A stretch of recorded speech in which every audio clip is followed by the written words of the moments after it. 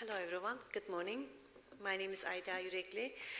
I'm Senior Economic Advisor at the Tobacco Free Initiative, World Health Organization. I was given 15 minutes, perhaps 20, to talk about the healthcare system and tobacco epidemic. And after listening to Mr. Minister, I think that my presentation will be basically emphasizing what he has already discussed. So the outline of my presentation is to keep the link between the health system and tobacco epidemic, to talk about the tobacco attributable diseases, and to talk about the burden. Whose burden is this?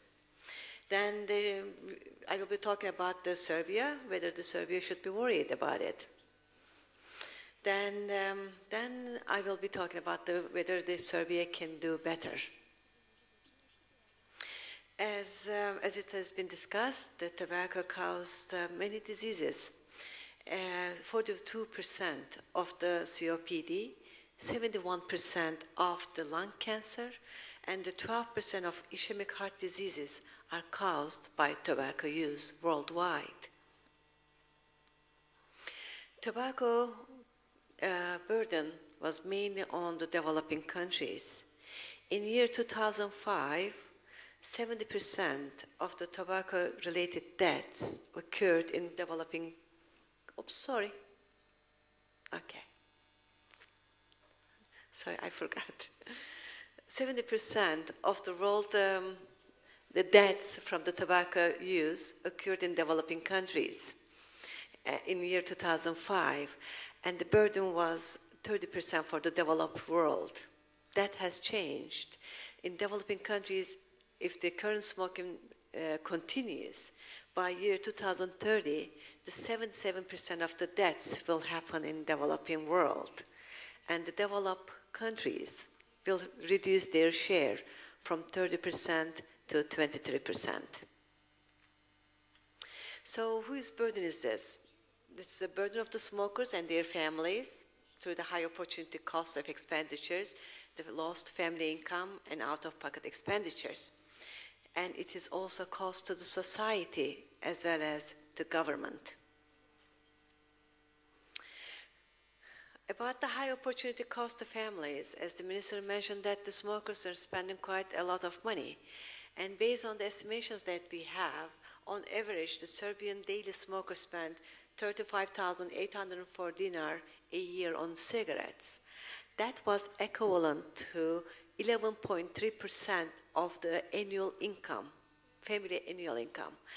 I have done these studies in many countries, and 11.3% was among the highest of many of the countries. So that shows that the Serbians do not only smoke a lot, but they also spend a lot of money on cigarettes. There is a double burden on non-smokers and families. A study that I was able to gather from the United States shows that only from the exposure to tobacco smoke, secondhand smoke, caused about $4.9 billion in the United States. That is a huge burden, and I wouldn't be surprised to see very large costs from Serbia if there exists a study. When we look at the economic cost, direct cost that includes about the lost wages and fringe benefits and services. Again, from the U.S. population, we see that the $4.6 billion, that really explains, and these numbers put the U.S. government to give very high priority to tobacco consumption. And today, when you look at the consumption prevalence rate and consumption figure, the U.S. is one of the success countries. They reduced their prevalence rates significantly, especially among adults. What are the costs to society? Again, I'm planning to bring evidence from the developing countries and others. Taiwan is a high-income country, but when we really look at it, the absenteeism costs a lot of money because of the sickness. And the sick leave due to environmental tobacco smoke, which is the exposure to secondhand smoke, also costs a lot of money. When we look at the estimates from Taiwan, this population is I think there's a much higher than, of course, from Serbia, but the cost is quite high. And Scotland, when we look at it, the productivity loss from the tobacco smoke is huge. Should Serbia be worried about this? Well, when we really look at some of the estimates, the smoking prevalence rate in 2007, which has been provided by Serbia to WHO, was about 40%. Age standardized prevalence rate was 40%.